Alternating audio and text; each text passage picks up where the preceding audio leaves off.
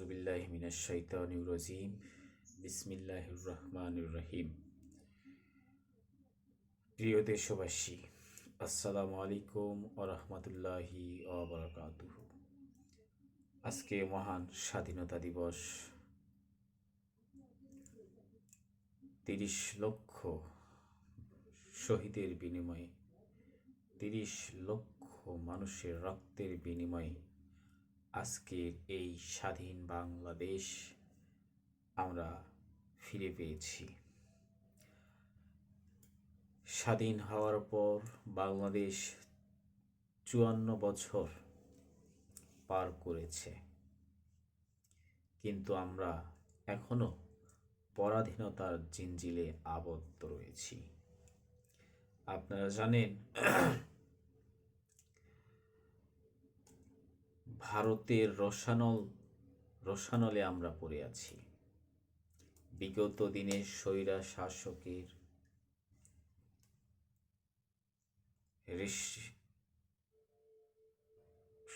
শাসকের চাহিদা পূরণার্থে আমরা স্বাধীনতা, সার্বভৌমত্ব, অনেক কিছু থেকে আমরা বঞ্চিত ছিলাম। আজ আমরা সেই দিনটায় এসে আমরা পৌঁছেছি, যে দিনে আজ আমরা সবাই সবার অবস্থান থেকে দেশের পক্ষে, জনগণের পক্ষে, স্বাধীনতার পক্ষে এবং 18 কোটি মানুষের পক্ষে আমরা ঐক্যবদ্ধ হয়েছি। আজকে এই মহান স্বাধীনতা দিবসে যারা শহীদ হয়েছে তাদের মাগফিরাত কামনা করছি এবং আল্লাহ তাআলা যেন তাদেরকে শহীদি মর্যাদা দিয়ে জান্নাত নসিব করেন। তাদের কারণে আমরা আজ একটা স্বাধীন রাষ্ট্র তারা আমাদের উপহার দিয়ে বিদায় নিয়েছে। আল্লাহ তাআলা তুমি তাদেরকে জান্নাত নসিব করো। এবং শহীদদের এখনো অনেক পরিবারের আত্মীয় স্বজন এবং প্রিয়জন বেঁচে আছে। তারা জানে তাদের আত্মীয় স্বজন এবং রক্তের ব্যক্তিবর্গকে হারিয়ে তারা কতটা একাকিত্ব দিন এবং জীবন যাপন করছে। কিন্তু আমরা এখন যে বর্তমান আইন শৃঙ্খলার যে অবনতি, সেটাই বোঝা যাচ্ছে যে আমরা এখনো পরাধীনতার মধ্যেই রয়েছি। স্বৈরাচার দেশ থেকে বিতাড়িত হয়েছে, কিন্তু তার দোসররা এখনো এই দেশে অবস্থান করে দেশে একটা বিশৃঙ্খলা সৃষ্টির পায়তারা করছে।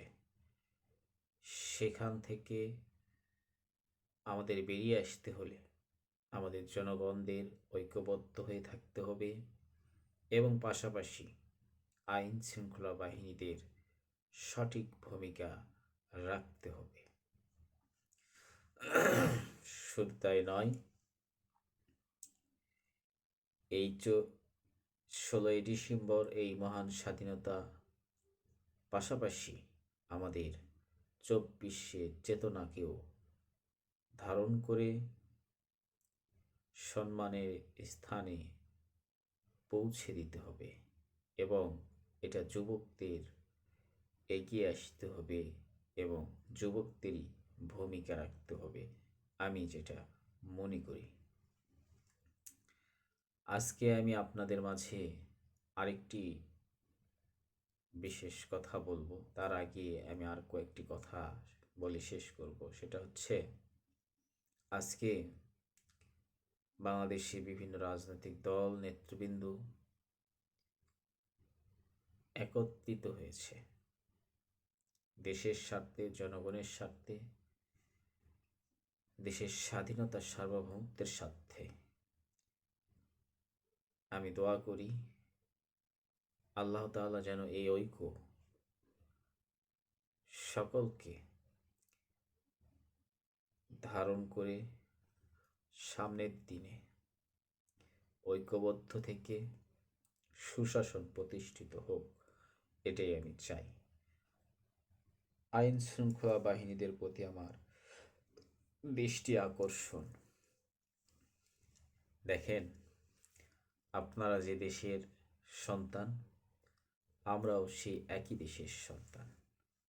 আপনারা যেমন এই দেশের নাগরিক, আমরাও এই দেশের নাগরিক। আপনারা চাকরি করতেছেন, জনগণের টাকা, আমাদের টাকা দিয়ে আপনারা বেতন ভাতা বিভিন্ন সুযোগ সুবিধা জনগণের অর্থ বহন করা হয় বা হয়ে থাকে। এখানে দেশ শান্তিতে থাকলে, আইন শৃঙ্খলা সঠিক থাকলে আপনারা, আমরা সবাই শান্তিতে থাকতে পারবো। আমাদের ভিন্ন মত, ভিন্ন দল, ভিন্ন ধর্ম থাকতে পারে, মতভেদ থাকতে পারে, বিভিন্ন ধ্যান ধারণাও থাকতে পারে, স্বাভাবিক। যার যে অবস্থান থেকে আমাদের দেশের স্বার্থে, দেশের জনগণের স্বার্থে, নিরাপত্তার স্বার্থে, স্বাধীনতার সার্বভৌমত্বের স্বার্থে আমাদের এক থাকতে হবে। আমি বিশেষ উদাত্ত আহ্বান জানাবো আইন শৃঙ্খলা বাহিনীদের, আপনাদের কাজ জনগণের জান মাল এবং দেশের সার্বভৌমত্ব রক্ষার জন্য আপনারা সর্বদাই নিয়োজিত। আমরা জনগণ আপনাদের পাশে থাকব, আপনারাও আমাদের পাশে থাকবেন। আর সর্বশেষ যে কথাটা, আজকে 16ই ডিসেম্বর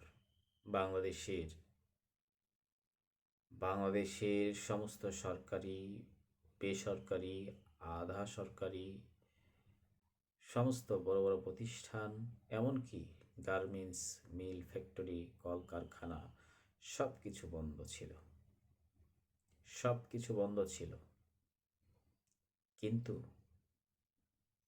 কিছু বড় বড় shopping complex, shopping mall, market খোলা ছিল। হ্যাঁ, তাদের ব্যবসা করতে হবে, কিন্তু জনগণের এবং শ্রমিকদের বিষয়টাও আপনাদের ভাবতে হবে। শুধু আপনাদের বিষয়টা নিয়ে আপনারা ভাবছেন, কিন্তু শ্রমিকদের বিষয় নিয়ে আপনারা কিন্তু ভাবছেন না, আমি মনে করি। কারণ এই সমস্ত যেগুলো প্রতিষ্ঠান আজকের দিন খোলা ছিল, তাদের উচিত ছিল 16ই ডিসেম্বর মহান স্বাধীনতা দিবস, আজকের এই দিনে অন্তত আপনাদের দুপুর 1টা পর্যন্ত দোকান বন্ধ রাখা উচিত ছিল। ব্যবসা প্রতিষ্ঠান ছোট হোক বড় হোক বন্ধ রাখা উচিত ছিল। এতে করে শ্রমিকদের, এই সাধারণ শ্রমিকদের বিভিন্ন জায়গায় তাদের ঐক্যতা আছে, আবার কোনো জায়গায় ঐক্যতা নেই। তে আমরা যারা শ্রমিক আছি, আমরা বিভিন্ন কিছু থেকে বঞ্চিত। এই হাফ বেলা কোনো প্রতিষ্ঠান বন্ধ রাখলে এমন কোনো ক্ষতি বা লস হতো না। এতে আমাদের অনেক ভাইরা আছে, বোনেরা আছে, স্বাধীনতার বিষয় বিশেষ করে অবগত না।